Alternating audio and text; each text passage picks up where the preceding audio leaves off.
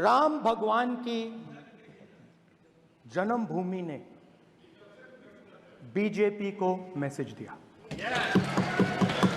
और ये आपके सामने मैसेज बैठे हुए हैं।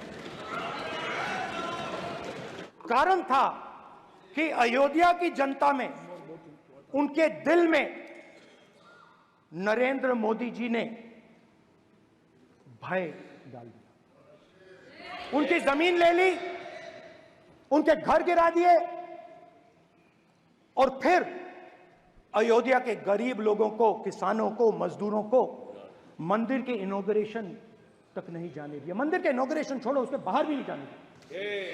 उन्होंने कहा कि 3 बार नरेंद्र मोदी ने टेस्ट किया, 2 बार क्या मैं अयोध्या से लड़ जाऊं, और सर्वेयर्स ने कहा अयोध्या में मत लड़ जाना, अयोध्या में मत लड़ जाना, अयोध्या की जनता हरा देगी। अयोध्या में बीजेपी की हार क्यों हुई और प्रधानमंत्री नरेंद्र मोदी को वाराणसी से चुनाव क्यों लड़ना पड़ा, इसका आज खुलासा संसद में कांग्रेस के नेता और नेता प्रतिपक्ष राहुल गांधी ने कर दिया है। नमस्कार, मैं श्वेता और आप देख रहे हैं न्यूज़ फॉर नेशन। संसद की कार्यवाही चल रही है और इस दौरान राहुल गांधी ने बीजेपी की अयोध्या में हार की बड़ी वजह बताई है। साथ ही साथ प्रधानमंत्री नरेंद्र मोदी ने 2024 लोकसभा का चुनाव वाराणसी से क्यों लड़ा है, इसको लेकर भी खुलासा किया है। दरअसल राहुल गांधी बोलते हुए नजर आ रहे हैं कि वाराणसी से प्रधानमंत्री नरेंद्र मोदी ने चुनाव इसीलिए लड़ा है क्योंकि अयोध्या में जब सर्वे किया गया तो सर्वे में पाया गया कि अगर प्रधानमंत्री नरेंद्र मोदी वहां से चुनाव लड़ेंगे तो हार जाएंगे। चलिए हम आपको सीधे संसद के अंदर की तस्वीर दिखा रहे हैं और राहुल गांधी क्या कुछ अयोध्या को लेकर बोल रहे हैं वो भी आपको हम सुनवाते हैं। सुनिए आप राहुल गांधी की पूरी बातों को।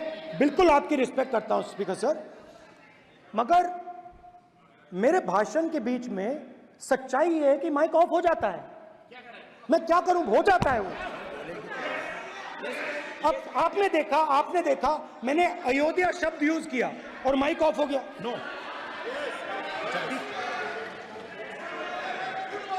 अरे ये प्रधानमंत्री मोदी जी के टाइम में आधा पैर आएगा क्या? तो अयोध्या ने राम भगवान की जन्मभूमि, प्लीज ब्रदर की जन्मभूमि ने बीजेपी को मैसेज दिया और ये आपके सामने मैसेज बैठे हुए हैं। मैंने इनसे पूछा, कल कॉफी पी, इनसे मैंने पूछा कि बताइए ये हुआ क्या। बीजेपी ने राम मंदिर का इनॉग्रेशन किया, बोलने दीजिए, राम मंदिर का इनॉग्रेशन किया। अरे भाई आप हार गए, उसको सहन करिए। नाम बोलने की कोई जरूरत नहीं है, मैं भाषण दे रहा हूं, आप नहीं दे रहे हो। मुझे बोलना है जो बोलना है, मुझे नाम लेने की कोई जरूरत नहीं, मुझे जो बोलना है मैं बोलूंगा। तो अयोध्या ने मैसेज दिया और मैंने इनसे पूछा कि हुआ क्या, और इनका जवाब आया। मैंने उनसे पूछा कि आपको कब पता लगा कि आप अयोध्या में जीत रहे हो, और आपने कहा पहले दिन से मुझे पता था। सही बात। और मैंने कहा ये क्या हुआ, उन्होंने कहा राहुल जी अयोध्या में एयरपोर्ट बना, अयोध्या की जनता से जमीन छीनी गई और आज तक उन्हें मुआवजा नहीं मिला है। उन्होंने कहा, सही बात, उन्होंने कहा कि अयोध्या में जो भी छोटे छोटे दुकानदार थे, जो भी छोटी छोटी बिल्डिंग्स थी, उन सारों को तोड़कर गिरा दिया गया और उन लोगों को सड़क पर कर दिया गया। इन्होंने यह भी कहा कि अयोध्या के इनॉग्रेशन में अयोध्या की जनता को बहुत दुख हुआ क्योंकि इनॉग्रेशन में अदानी जी थे, अंबानी जी थे, मगर अयोध्या का कोई नहीं था। और ये कारण था कि अयोध्या की जनता में, उनके दिल में नरेंद्र मोदी जी ने भय डाल दिया। उनकी जमीन ले ली, उनके घर गिरा दिए और फिर अयोध्या के गरीब लोगों को, किसानों को, मजदूरों को मंदिर के इनॉग्रेशन तक नहीं जाने दिया। मंदिर के इनॉग्रेशन छोड़ो, उसके बाहर भी नहीं जाने दिया। और इसीलिए अयोध्या की जनता ने सही मैसेज भेजा। अच्छा, इन्होंने मुझे एक और बात बोली, 3 बार इन्होंने कहा कि 3 बार नरेंद्र मोदी ने टेस्ट किया। 2 बार क्या मैं अयोध्या से लड़ जाऊं?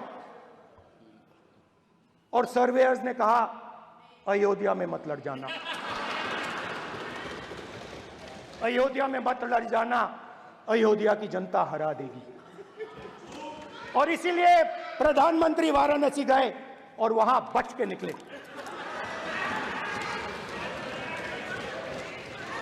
तो अयोध्या की जनता को डराया, पूरे देश को डरा दिया। मैं आपको बताता हूं, आज सुबह में आया, राजनाथ सिंह जी ने मुस्कुरा के मुझे नमस्ते की, और मोदी जी बैठे हैं, मुस्कुराहट नहीं, सीरियस, नमस्ते भी नहीं करते।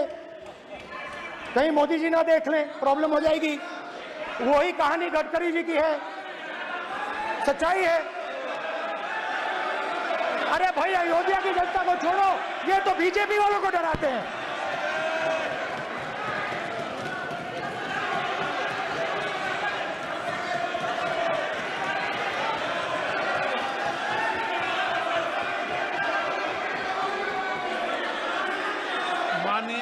सर क्या है? माननीय प्रतिपक्ष के नेता, एक मिनट, माननीय प्रतिपक्ष के नेता, आप सदन के वरिष्ठ नेता हैं। मेरा आपसे आग्रह है कि राष्ट्रपति अभिभाषण पर डिबेट हो रही है, इसकी गरिमा, राष्ट्रपति अभिभाषण की गरिमा रखे ना। ये तो अपेक्षा आपसे सब करते हैं कि आप राष्ट्रपति अभिभाषण पे बोले, नीतियां पे बोले, कार्यक्रमों में बोले। अब व्यक्तिगत रूप से नहीं, अगर आप ये उचित मानते हैं, क्या स्पीकर सर, ये उचित है? अगर आपकी पार्टी इसी को उचित मानती है तो मुझे कुछ नहीं कहना। स्पीकर सर, माननीय अध्यक्ष जी, लोकतंत्र ने और संविधान ने मुझे सिखाया है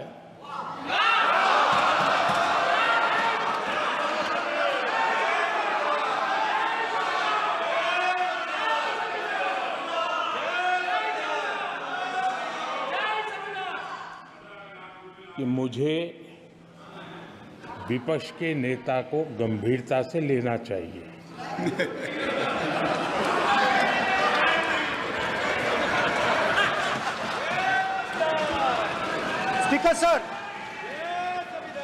स्पीकर सर, आपने कहा कि डिबेट प्रेसिडेंट्स एड्रेस पे होनी चाहिए।